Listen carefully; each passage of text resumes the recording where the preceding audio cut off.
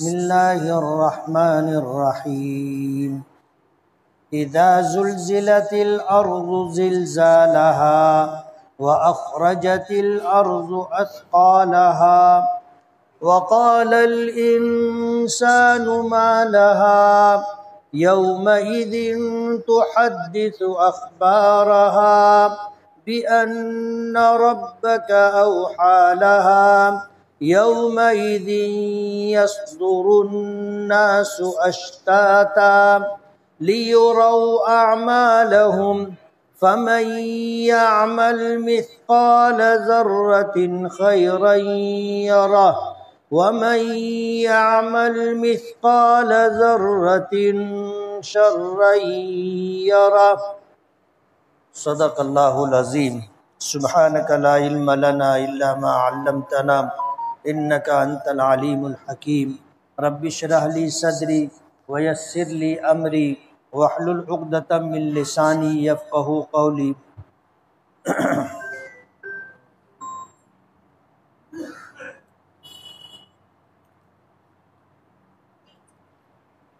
پناہ مانگتا ہوں میں اللہ تعالیٰ کی شیطان مردود سے۔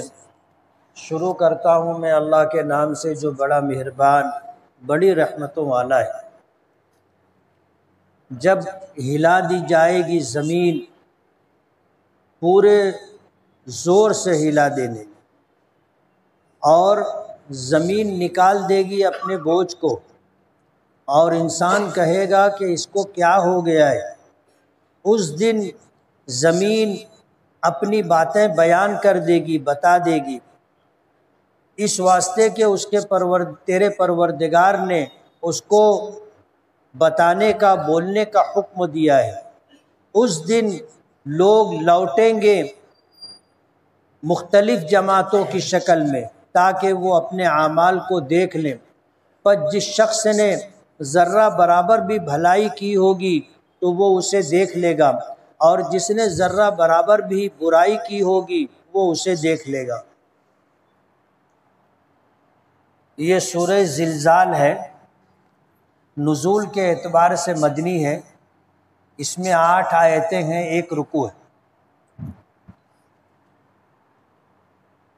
اس صورت میں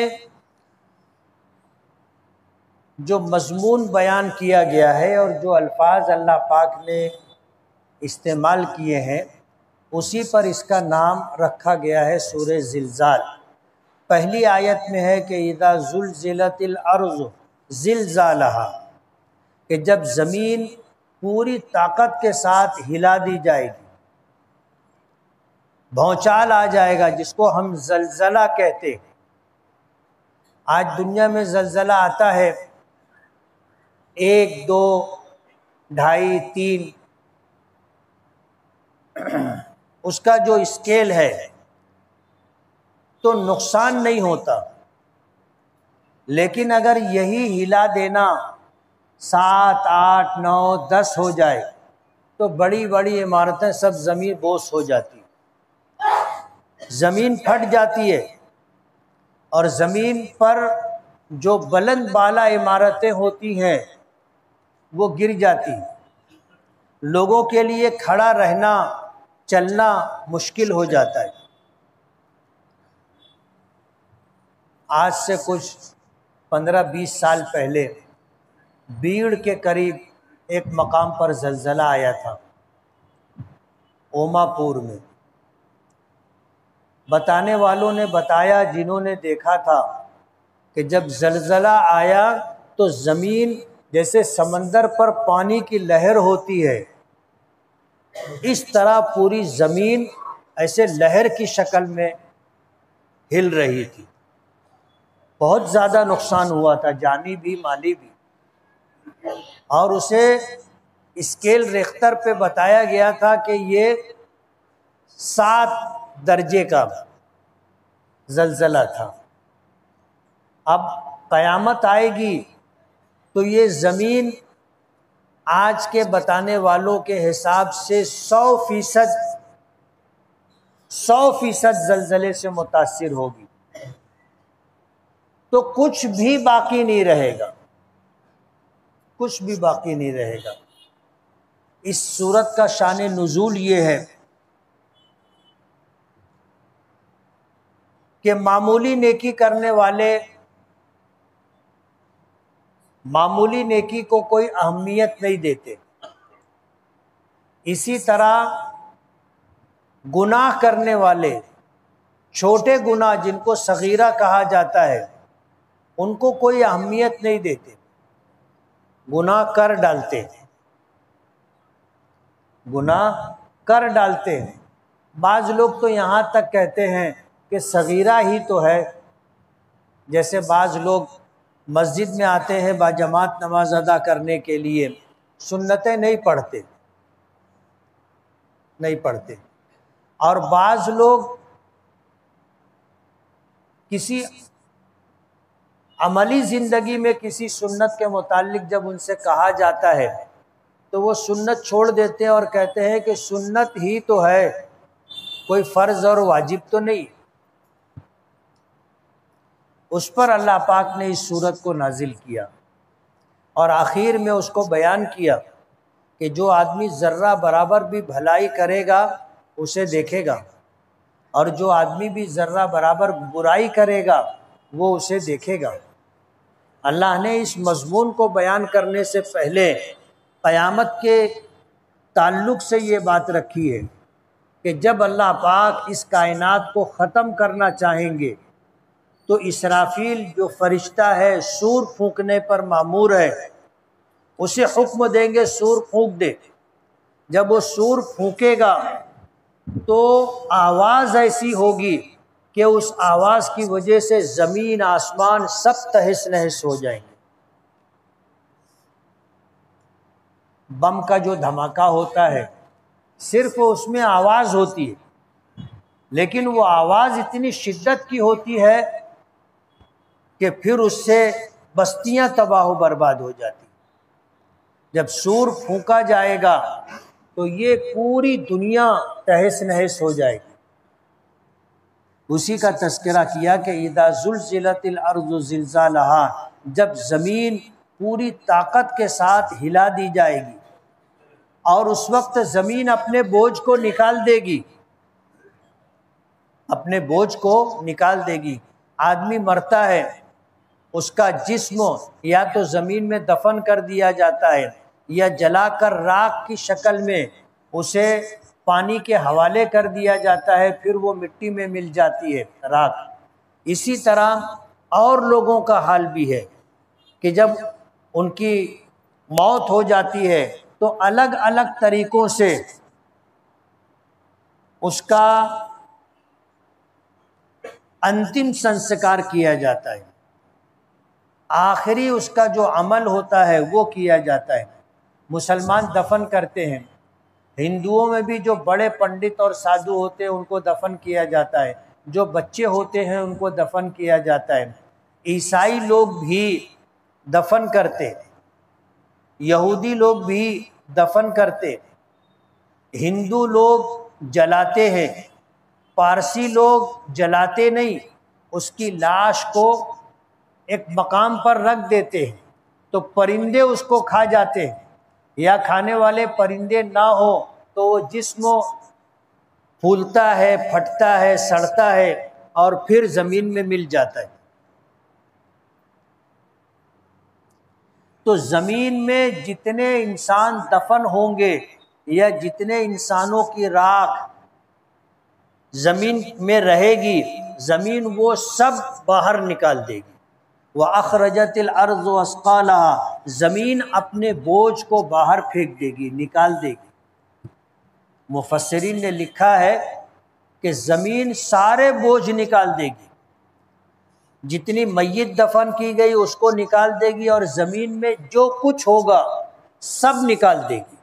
زمین اپنے آپ کو خالی کر دے گی، زمین میں خزانے ہوں گے، زمین اگل دے گی، زمین میں جو دھاتیں ہیں زمین اگل دے گی، زمین میں جو کچھ ہوگا سب زمین باہر نکال دے گی۔ اور جب یہ صورتحال ہوگی اور انسان دیکھے گا تو کہے گا اسے کیا ہو گیا ہے، اسے کیا ہو گیا ہے، سب مر جائیں گے لیکن ایک ساتھ نہیں مریں گے۔ تو جو آخر کے لوگ ہوں گے دیکھنے والے، وہ بولیں گے کہ یار اس کو کیا ہو گیا ہے زمین کو۔ ایک تو زلزلہ آیا اور اس کے بعد زمین سارے بوجھ کو باہر نکال دی۔ اذا حرف شرط ہے، یعنی جب زمین ہلا دی جائے گی اور زمین اپنے بوجھ کو نکال دے گی اور انسان کہے گا کہ اسے کیا ہو گیا ہے، تو یومئذ تحدث اخبارہا، جب انسان کہے گا اس کو کیا ہو گیا ہے تو زمین ہماری طرح بولنے لگ جائے گی۔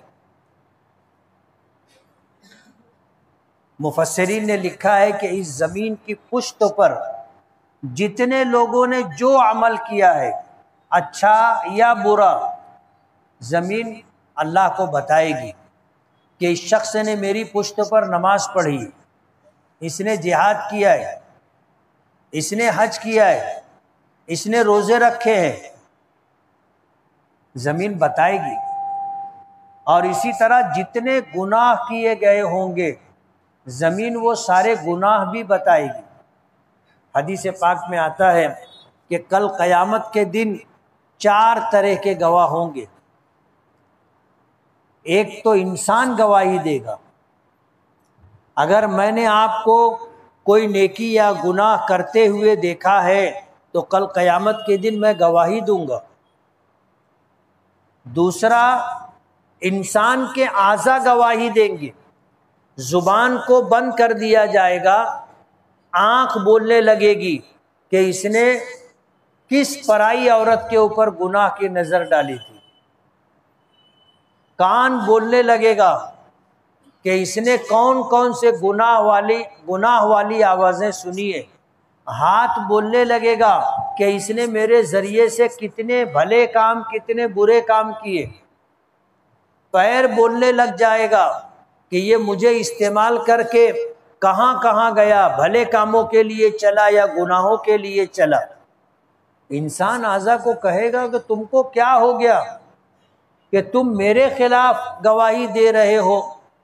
اسی طرح زمین، جس طرح اللہ گواہی دلوائے گا انسانوں سے، انسانی اعضاء سے، فرشتوں سے، اسی طرح زمین سے بھی اللہ گواہی دلوائے گا۔ زمین بتائے گی کہ اس نے میری پشت پر رہتے ہوئے کیا کیا کیا۔ یومئذ تحدث اخبارہا، اس دن زمین اپنی ساری باتیں بیان کرے گی۔ بِأَنَّ رَبَّكَ أَوْحَىٰ لَهَا، زمین ایسا کیوں کرے گی؟ اس لیے کہ اسے اس کے پروردگار نے اس بات کا حکم دیا ہے، اسے اس کے پروردگار نے اس بات کا حکم دیا ہے۔ جیسے ہماری زبان ہے، اللہ نے اس کو قوت گویائی عطا کی، آج ہم بول رہے ہیں۔ کل قیامت کے دن آنکھ، ناک، کان، جسم کے ایک ایک اعضاء کو، شرمگاہ کو اللہ قوت گویائی دیں گے۔ اور جس طرح آج ہم زبان سے بول رہے ہیں، ہمارے اعضاء بولیں گے۔ زمین بولے گی اس لیے کہ تیرے پروردگار نے اس کو اس بات کا حکم دیا ہے کہ تیری پشت پر جس نے جو کیا ہے تو بتا، تو زمین بتائے گی۔ یومئذ یصدر الناس اشتاتا، اس دن لوگ جب قبروں سے زمین انہیں باہر پھینک دے گی تو وہ زندہ ہو کر کے زمین سے باہر آئیں گے۔ زمین کے سپرد کیا گیا تھا مرنے کے بعد، لیکن زمین جب باہر نکالے گی تو ہر مخلوق زندہ رہے گی۔ جب مخلوق زندہ ہوگی تو یہ متفرق جماعتوں کی شکل میں یہ سب اپنے پروردگار کی طرف لوٹیں گے، میدان محشر میں جمع ہوں گے۔ حساب و کتاب کا دن ہوگا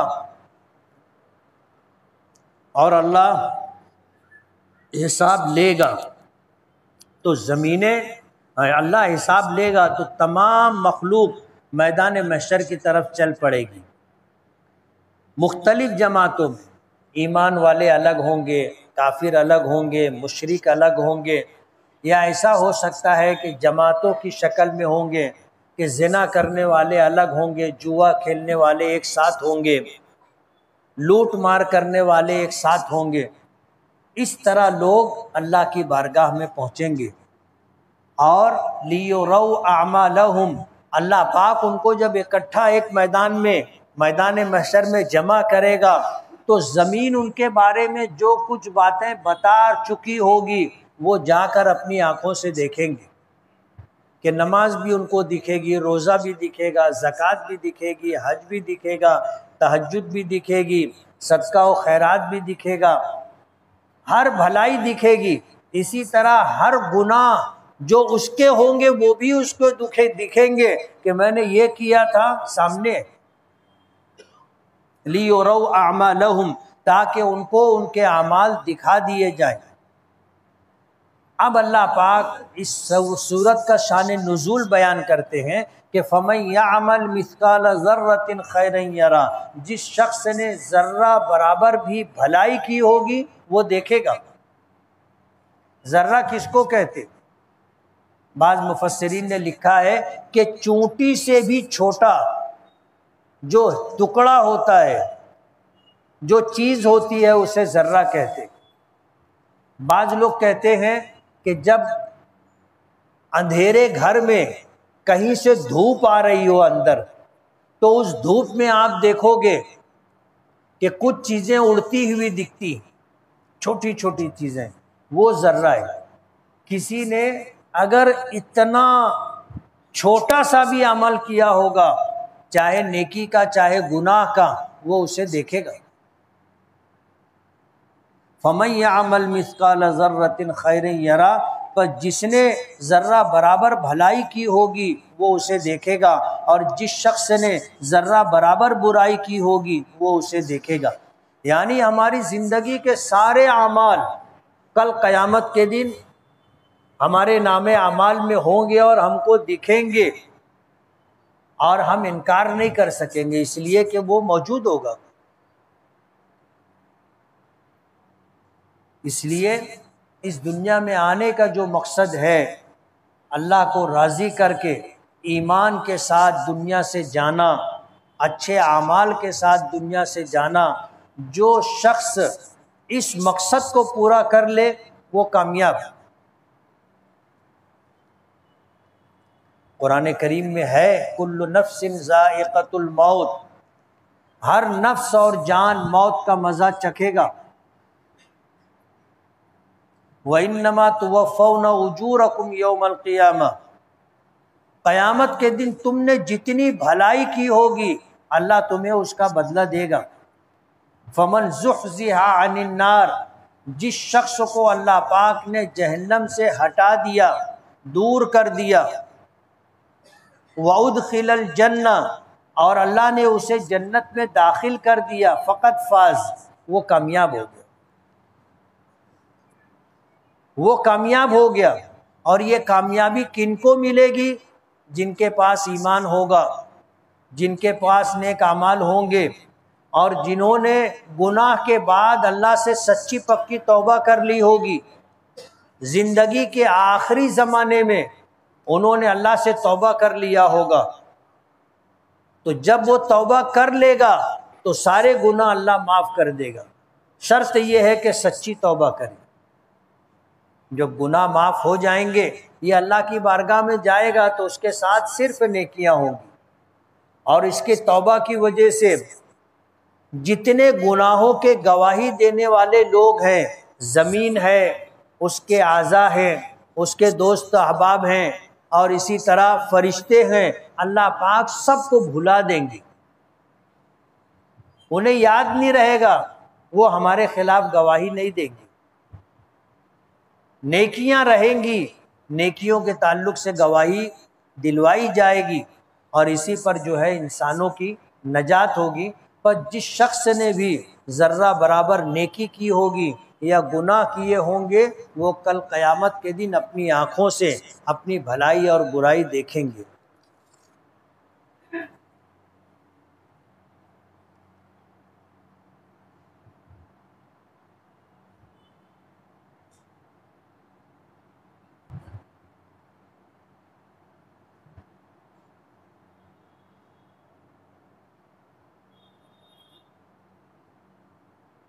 کسی نے سوال کیا ہے کہ ایک ملکیت کا سودا ہوا، ایثار پوتی ہو گئی، اور جو مدت مکمل قیمت دینے کی تھی باقی رقم دے کر کے اس ملکیت کی خریدی کرنا تھی، لیکن رقم کا انتظام نہ ہونے کی صورت میں وہ سودا کینسل ہو گیا۔ جب سودا کینسل ہو گیا تو جو رقم بیعانے کے طور پر، ایثار کے طور پر دی گئی تھی، وہ رقم واپس مل گئی، لیکن دلال لوگ کہتے ہیں کہ ہم کو ہماری دلالی چاہیے، ہم نے سودا کروا دیا، ہمارا کام ختم ہو گیا۔ جبکہ بات یہ ہے، مسئلہ یہ ہے کہ دلال کا کام سودا کروانے کے بعد، تابع دلانے کے بعد، خریدی کروا دینے پر مکمل ہوتا ہے۔ اب اگر یہ سودا کینسل ہو گیا تو ظاہر بات ہے دلال نے اپنا کام پورا نہیں کیا، اور پورا نہ کرنے میں جو مجبوری تھی وہ خریدار کی طرف سے تھی کہ اس نے جو ہے پیسے کا انتظام نہیں کیا۔ تو پوچھنے والے نے یہ پوچھا ہے کہ اس کے لیے دلالی لینا جائز ہے یا جائز نہیں۔ برابر ہے یہ بات کہ دلال کا کام یہ ہے کہ سودا کروا، زمین بتانا، ملکیت بتانا، سودا کروانا، قبضہ دلانا، خریدی کروانا، یہ سب کچھ ہے۔ اس سے وہ پورا کام نہیں کر سکا، اور پورا اس لیے نہیں ہو سکا کہ آپ پیسے کا انتظام نہیں کر سکے۔ اس لیے اس معاملے میں بات دونوں طرف سے ہے کہ ایک نے اپنا کام پورا نہیں کیا اور ایک نے اپنی ذمہ داری پوری نہیں کی۔ اس لیے کوئی راستہ مصالحت سے نکال لینا چاہیے اور دلالی پوری نہ صحیح کچھ نہ کچھ دینا چاہیے۔ میں نے نیت کی تھی کہ میرے بیٹے کا حفظ مکمل ہو جائے تو میں 2 روزہ رکھوں گی، پھر میں نے سوچا کہ جس دن میرا بیٹا ایک بیٹھک میں پورا قرآن پاک سنائے گا اس دن میں روزے سے رہوں گی، تو میں 2 روزہ رکھوں یا 3 روزہ رکھوں؟ آپ 2 روزہ بھی رکھ سکتے ہو، اس لیے کہ بات ایک ہی ہے، بات ایک ہی ہے کہ حفظ قرآن پاک مکمل ہو گیا تو 2 روزہ۔ اب ظاہر بات ہے کہ قرآن پاک مکمل ہو گیا، اب آپ نے یہ کہا کہ جس دن میرا بیٹا پورا قرآن پاک ایک بیٹھک میں سنائے گا اس دن میں روزے سے رہوں گی، روزہ ایک اور روزہ رکھوں گی ایسا نہیں، اس دن میں روزے سے رہوں گی، تو ظاہر بات ہے کہ 2 روزے میں سے ایک روزہ اس دن رکھ لے۔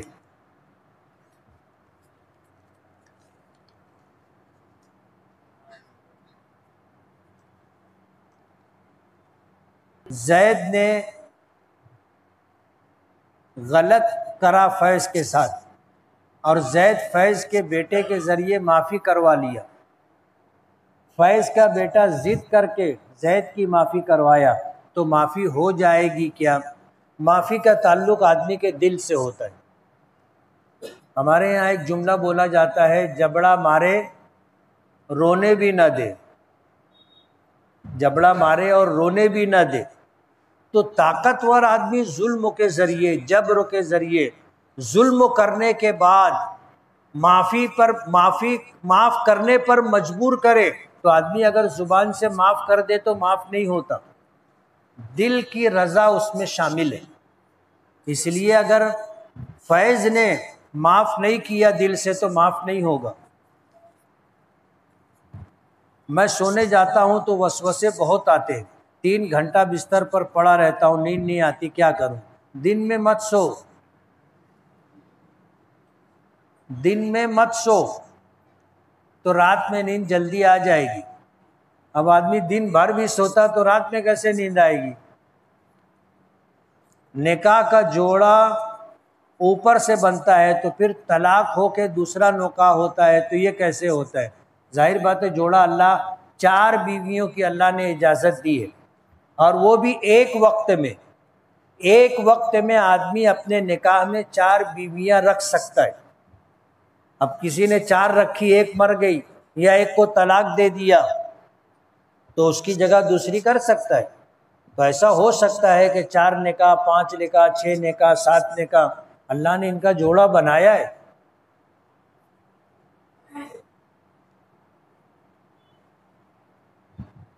آج کے ٹائم میں ایسی ٹیکنالوجی آئی ہے کہ لوگ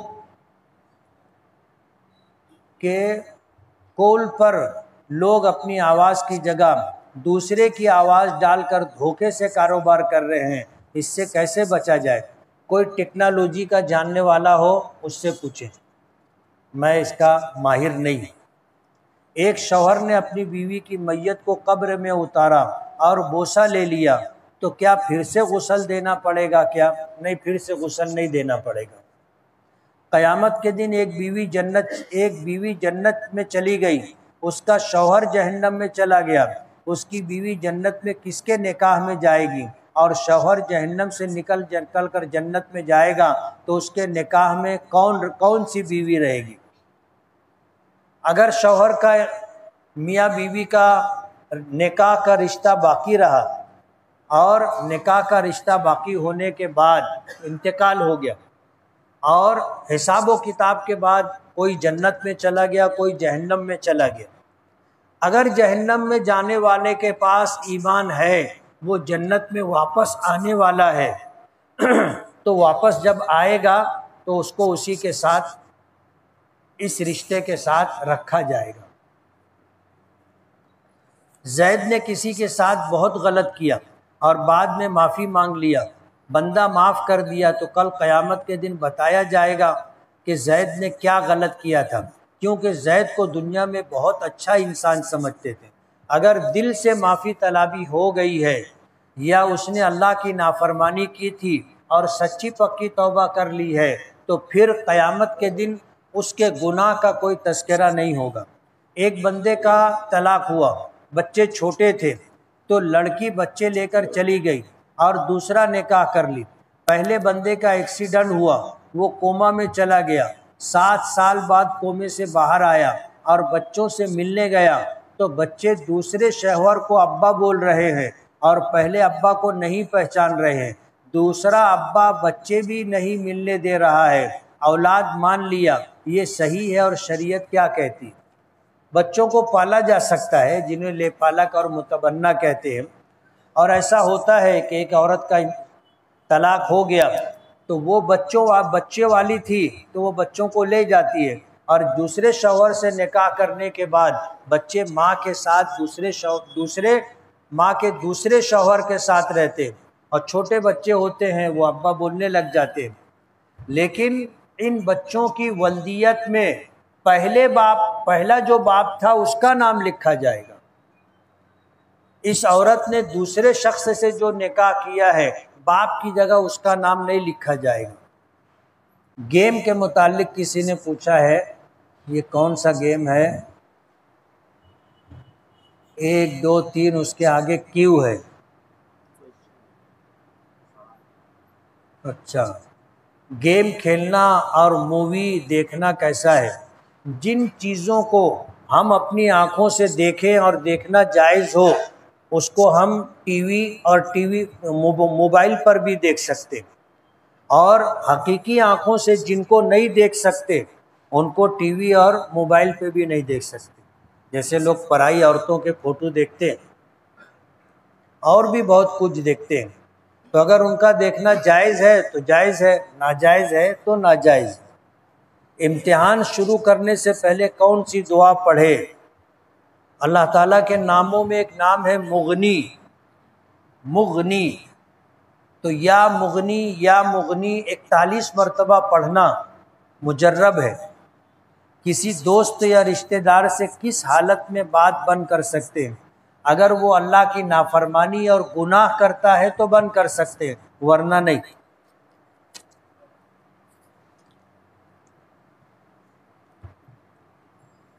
آپ سے پوچھنا یہ ہے کہ کیا حضرت علی کا تذکرہ کرنا یا ان کے تعلق سے باتیں کرنا عبادت میں شمار ہوتا ہے کیا؟ دوسرا سوال یہ ہے کہ کیا حضرت معاویہ صحابی رسول نہیں ہے کیا؟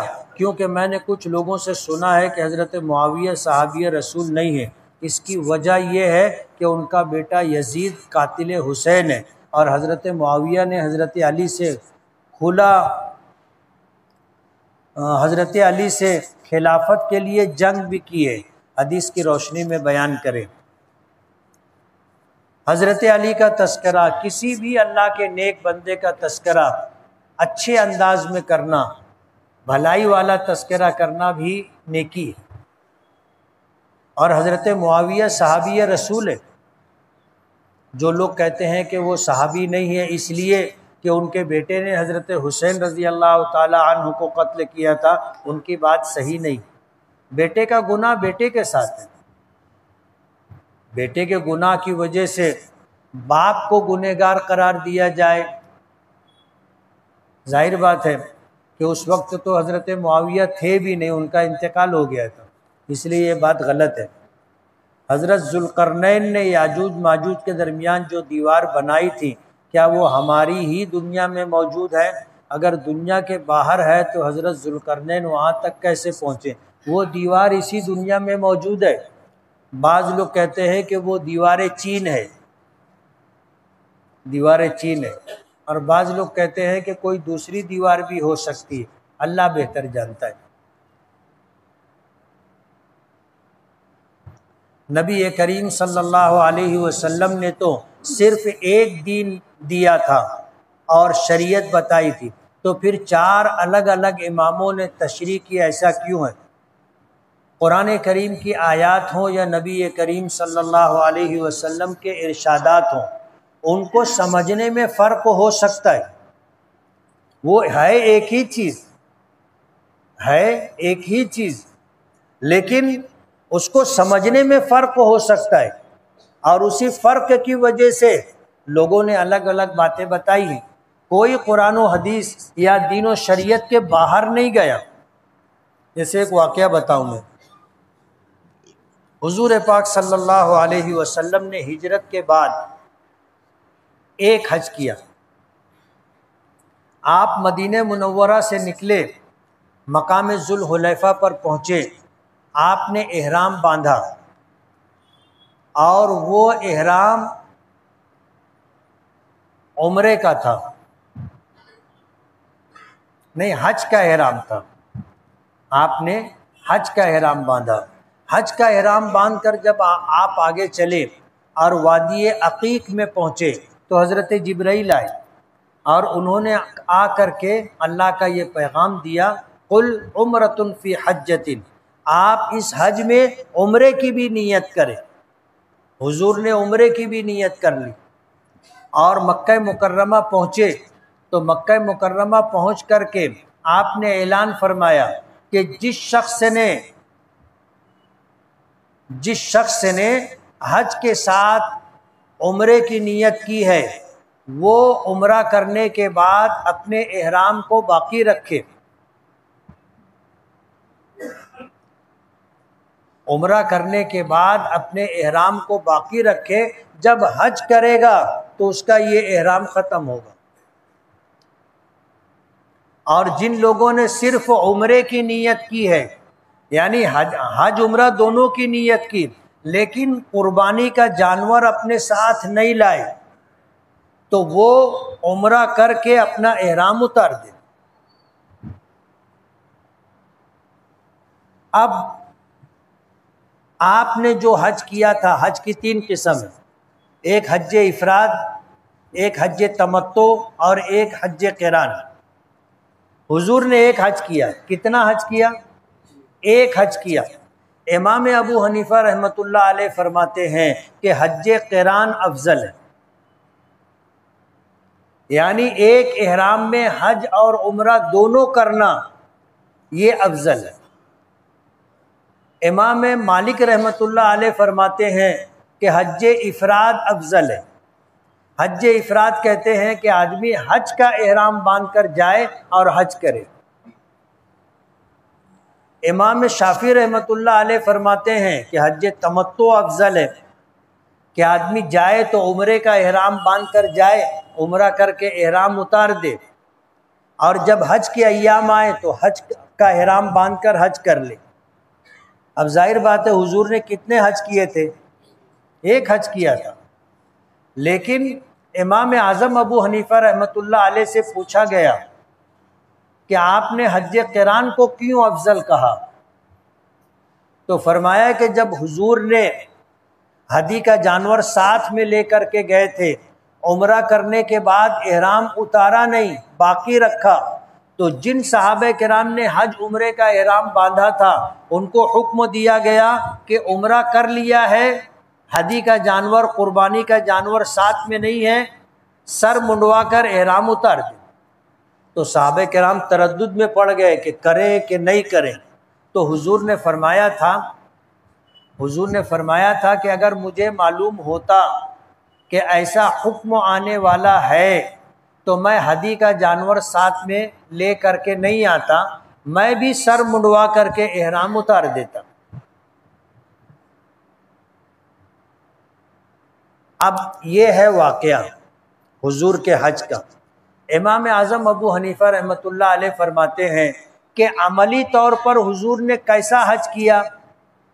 ایک احرام میں عمرہ بھی کیا، احرام اتارا نہیں، حج بھی کیا، تو حضور کا عمل جو ہے وہ افضل ہے۔ امام مالک رحمۃ اللہ علیہ فرماتے ہیں کہ حضور نے جب احرام باندھا تھا تو صرف حج کا احرام باندھا تھا، اس لیے حج افراد افضل ہے۔ امام شافعی رحمۃ اللہ علیہ فرماتے ہیں کہ حضور نے یہ فرمایا تھا کہ جن لوگوں کے ساتھ ہدی کا جانور نہیں ہے وہ عمرہ کر کے اپنا احرام اتار دیں، اگر مجھے معلوم ہوتا تو میں ہدی کا جانور ساتھ میں نہیں لاتا، عمرہ کر کے اپنا احرام اتار دیتا۔ تو حضور کی چاہت اور منشا یہ تھی کہ عمرہ کرنے کے بعد احرام اتر جائے، اس لیے حج تمتع افضل ہے۔ تو یہ جو اختلاف ہے کوئی شریعت سے باہر نہیں گیا، کوئی امام دین کے باہر نہیں گیا، حضور کا عمل، حضور کا ارشاد، دونوں کو سن کر کے اس کو جو سمجھ میں آیا، جو اچھا لگا، اس نے اس کو افضل بتایا۔ ہلاک و برباد کر دینے والے گناہ کون سے ہیں؟ گناہ کبیرہ ہیں بہت سارے۔ حضور کے آخری صحابی کا نام کیا ہے؟ پتہ نہیں۔ شیعہ سے دوستی کرنا کیسا ہے؟ کر سکتے ہیں، شیعہ سے دوستی کر سکتے ہیں، مگر دلی تعلق اور جس کو دلی دوستی کہتے ہیں وہ اہل ایمان یعنی سچے پکے مسلمان سے کرنا چاہیے۔ موسیقی کے لیے اسلام میں کیا حکم ہے؟ یہ ناجائز ہے۔ صلاۃ خوف کسے کہتے ہیں؟ جنگ کی حالت میں جو نماز پڑھی جاتی ہے اور ایک امام کے پیچھے آدھی نماز پڑھی جاتی ہے، اس کو صلاۃ خوف کہتے ہیں۔ برتھ ڈے، جنم دن منانا اسلام میں ناجائز ہے، اور اس میں شریک ہونا اور کھانا کھانا بھی ناجائز ہے، مگر کوئی شخص اگر نااہلی میں کھانا کھا لے تو اس کے لیے کیا حکم ہے؟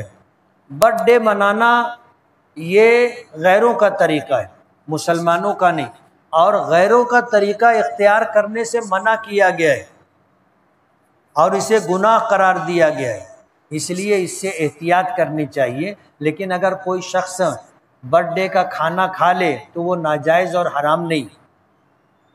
اسلامک سیریز دیکھنا کیسا ہے؟ جن چیزوں کو ہم اپنی آنکھوں سے دیکھ سکتے ہیں وہ سیریز بھی دیکھ سکتے ہیں، اور جن چیزوں کو ہم اپنی کھلی آنکھوں سے نہیں دیکھ سکتے اسے سیریز میں بھی نہیں دیکھ سکتے۔ منطق چلانا کیسا ہے؟ اگر کوئی شخص کو منطق نہ آئے تو وہ کیا کرے؟ منطق پڑھے۔ منطق ایک علم ہے، اور یہ منطق بات کرنے کا سلیقہ، بات کرنے کا ڈھنگ بتاتی ہے۔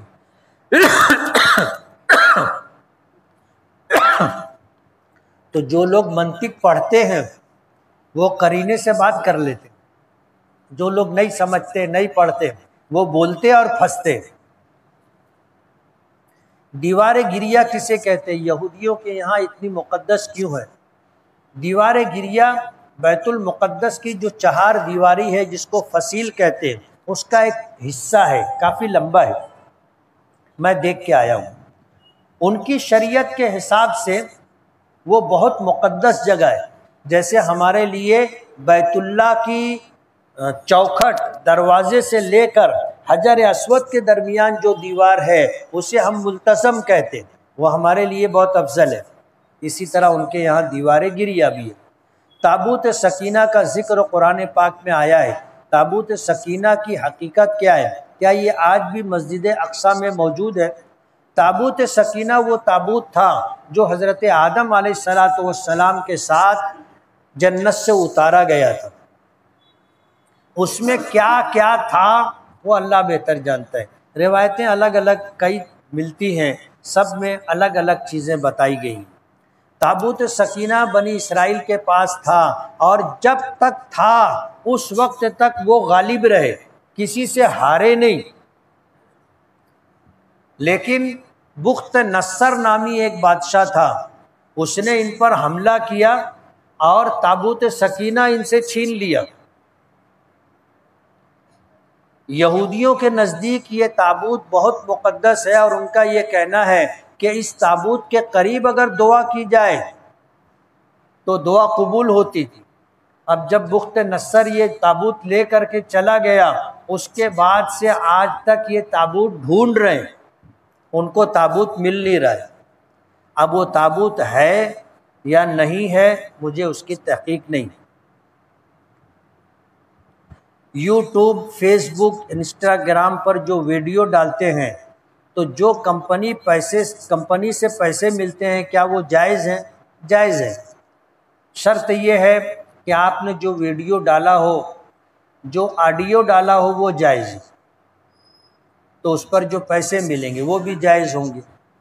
گیلے کپڑے میں نماز ہو جاتی ہے کیا؟ کپڑا گیلا ہو یا سوکھا ہو، پاک ہونا چاہیے۔ اگر کپڑا پاک ہے تو نماز ہو جائے گی۔ نماز کے دوران ہم نے کوئی لکھی ہوئی چیز پڑھی تو کیا نماز باقی رہے گی؟ نہیں، نماز فاسد ہو جائے گی۔ اگر ہم نے نماز پڑھ رہے ہیں اور سامنے اگر اس طرح کی کوئی تختی لگی ہو اور اس پر قرآن کی کوئی آیت یا کوئی جملہ لکھا ہو اور ہم نے اس کو زبان سے پڑھ لیا، دل ہی دل میں اگر پڑھا ہے تو نماز فاسد نہیں ہوگی۔ لیکن اگر ہم نے زبان سے پڑھ لیا، جیسے قرآن کریم دیکھ کر کے ہم نے پڑھ لیا، تو امام اعظم ابو حنیفہ رحمۃ اللہ علیہ کے یہاں نماز فاسد ہو جائے گی، دیگر ائمہ کے یہاں فاسد نہیں ہوتی۔ سدرۃ المنتہا سے کیا مراد؟ سدرۃ المنتہا یہ وہ مقام ہے کہ جب اللہ کے رسول صلی اللہ علیہ وسلم معراج میں تشریف لے گئے تھے تو حضرت جبرائیل آپ کے ساتھ ساتھ تھے۔ جہاں جا کر کے حضرت جبرائیل رک گئے تھے وہاں ایک بیری کا درخت تھا، جس کے متعلق حدیث میں کافی تفصیل آتی ہے کہ اس کے پھل مٹکوں کی طرح ہیں۔ بیری تو بہت چھوٹی چھوٹی ہوتی نا، اب تھوڑا بڑی بڑی بھی آنے لگ گئی ہے، سیب کی طرح، لیکن وہاں جو بیری ہے اس درخت پر وہ مٹکوں کی طرح ہے۔ وہ فرشتوں کے جانے کی آخری حد ہے۔ سدرہ کہتے ہیں بیری کے درخت کو، منتہا کہتے ہیں آخری کو۔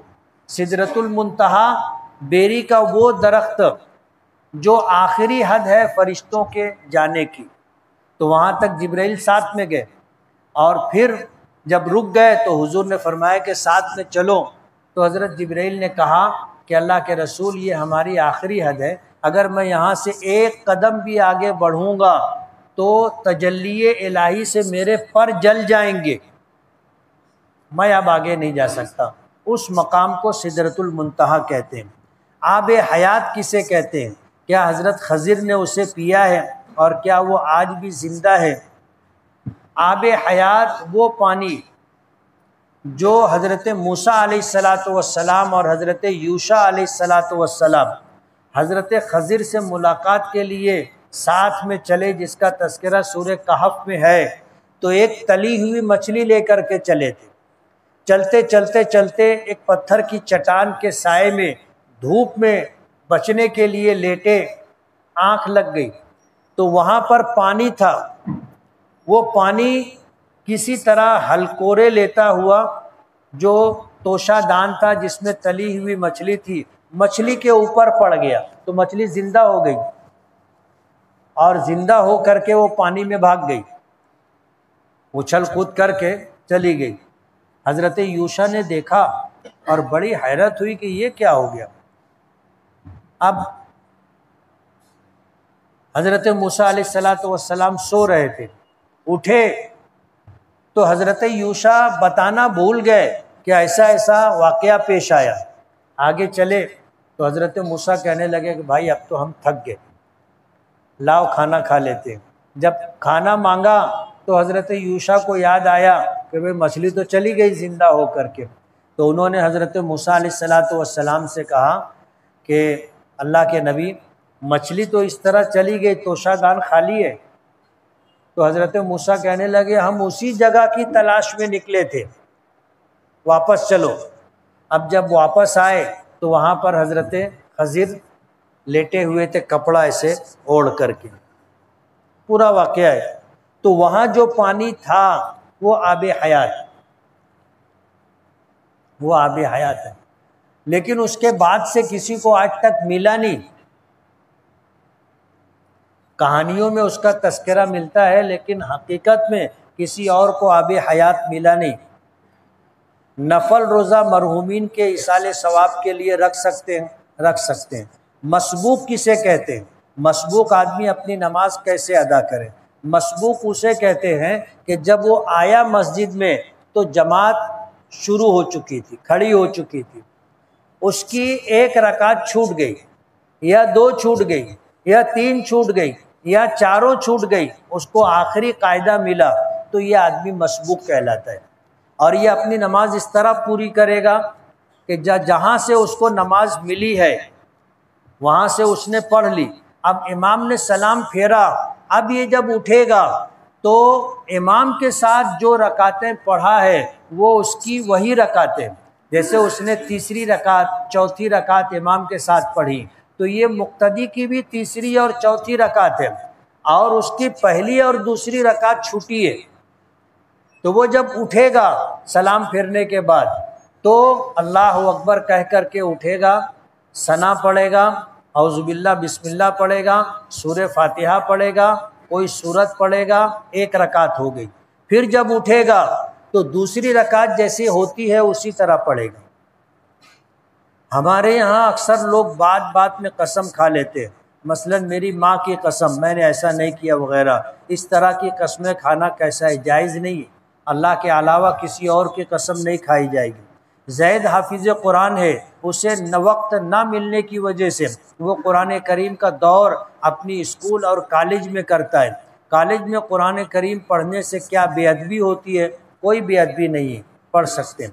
حدیث سے یہ بات معلوم ہوتی ہے کہ جو اولاد اپنے ماں باپ کی نافرمانی کرتی ہے اللہ اس نافرمانی کی سزا دنیا ہی میں دے دیتا ہے، مگر وہ اولاد اگر ماں باپ کے جانے کے بعد سچی پکی توبہ کر لے تو کیا اللہ معاف کر دیتا ہے؟ جو لوگ اپنے ماں باپ کے نافرمان رہے ان کے انتقال کے بعد، یہ گناہ کبیرہ ہے نافرمانی، لیکن ماں باپ کے انتقال کے بعد اگر وہ ماں باپ کے لیے تسلسل کے ساتھ دعائے مغفرت، درجات کی بلندی اور ایصال ثواب کرتے رہے تو اللہ ان کو فرما برداروں میں شامل کر لیتا ہے، اور وہ توبہ کر لے تو نافرمانی کا گناہ معاف ہو جاتا ہے۔ خواب میں اگر کسی اللہ والے کی زیارت ہو تو اچھا خواب ہے، اللہ کے نیک بندوں کو دیکھنا، پھر وہ چاہے انبیاء کرام ہو، صحابہ کرام ہو، تابعین ہیں، تبع تابعین ہیں، اولیاء کرام ہیں یا علماء کرام ہیں، ان کو دیکھنا اچھا ہے۔ نبی کریم صلی اللہ علیہ وسلم کی کوئی بہترین سنت بتائیے جو آپ صلی اللہ علیہ وسلم چلتے پھرتے کیا کرتے تھے۔ ہر عمل کی الگ الگ سنت ہے، کوئی ایسی سنت جو ہر عمل میں پائی جائے نہیں، ہر ایک کے لیے الگ الگ سنت ہے۔ کچھ وجوہات کی بنا پر میرے استاذ نے مجھے میرے ایک ساتھی سے بات کرنے سے منع کیا ہے۔ حدیث بھی ہے کہ 3 دن سے زیادہ بات بند رکھنے والا گنہگار ہوگا۔ اگر استاذ نے کسی دینی اور شرعی وجہ کی وجہ سے منع کیا ہے تو بات بند کی جا سکتی، اور اگر کوئی ایسی بات نہیں ہے تو بات بند نہیں کرنا چاہیے۔ استبرا کیا ہے اور اس کا کیا حکم ہے؟ شوہر کا انتقال ہو جائے یا شوہر بیوی کو طلاق دے دے تو طلاق کے بعد عدت کے جو ایام ہوتے ہیں وہ استبرا کے لیے ہوتے ہیں۔ استبرا کا مطلب یہ ہے کہ اس عورت کو حمل ہے یا نہیں ہے یہ معلوم ہو جائے۔ گردن پر جو بال آتا ہے کیا وہ داڑھی کے بالوں میں شمار ہوتا ہے؟ انہیں کتروانا جائز ہے یا اس بال کو کتروانے سے بھی گناہ ملے گا؟ کتروا سکتے۔ داڑھی کے بال وہ ہیں جو چہرے پر ہیں، گردن پر جو بال ہیں وہ داڑھی نہیں ہے۔ زید لوگ 2 بھائی 2 بہنیں ہیں، ماں حیات ہیں، والد صاحب کا انتقال ہو چکا ہے، ان لوگوں کی 4 پراپرٹی ہے جس میں سے ایک پراپرٹی ایک بھائی نے اپنے ذاتی پیسے سے تیار کی ہے۔ اب اگر ان لوگوں کو پراپرٹی تقسیم کرنا ہے تو کس طریقے سے تقسیم کریں گے؟ جس بھائی نے ذاتی پیسے سے پراپرٹی بنائی ہے کیا وہ بھی حصے داروں میں تقسیم ہوگی؟ وضاحت فرمائے۔ باپ کی پراپرٹی جو ہے وہ باپ کی بنائی ہوئی ہے، باپ کی جو ملکیت تھی وہ پراپرٹی ہے۔ باپ نے جو پراپرٹی چھوڑی ہے اس سے ہٹ کر کے اگر کوئی بیٹا اپنی محنت سے کماتا ہے، اپنی محنت سے، اپنے پیسے سے، باپ کے کاروبار سے جو کمائی ہوئی ہے اس سے جو پراپرٹی بنے گی وہ باپ کی رہے گی۔ باپ نے جو پراپرٹی چھوڑی ہے اس پراپرٹی کی آمدنی سے جو پراپرٹی بنے گی وہ باپ کی ملکیت کہلائے گی، سارے وارثوں پر بٹے گی۔ اور اگر بیٹے نے باپ کے پراپرٹی سے ہٹ کر کے کچھ اپنی محنت سے، کچھ اپنے پیسے سے قرض لے کر کے یا بیوی کی میراث میں آئے ہوئے پیسے سے اس نے کچھ پراپرٹی بنائی تو وہ باپ کی ملکیت نہیں ہے، وہ تمام وارثوں پر تقسیم نہیں ہوگی، وہ اس کی اکیلے کی ملکیت رہے گی۔ زید کے گھر پچھلے سال میت ہوئی تھی، گھر کے لوگوں نے قرآن پاک مکمل کرنے کے لیے پاروں کی تقسیم کی، جو پاروں کا سلسلہ اب بھی جاری ہے، لیکن بعض دفعہ طبیعت خراب ہونے کی وجہ سے یا اور کوئی دوسری مصروفیت کی وجہ سے وہ پارے پڑھ نہیں پائے تو کیا گناہ ہوگا؟ کوئی گناہ نہیں ہوگا۔ اور اس طرح کا پڑھنا بھی قرآن شریف مکمل کرنا صحیح ہے، صحیح ہے۔ ہر آدمی نیت کرے گا کہ میں نے جو پڑھا ہے اس کا ثواب میرے والد کو پہنچے، تو اس طرح مکمل قرآن کئی لوگوں کا پڑھا ہوا باپ تک پہنچ جائے گا۔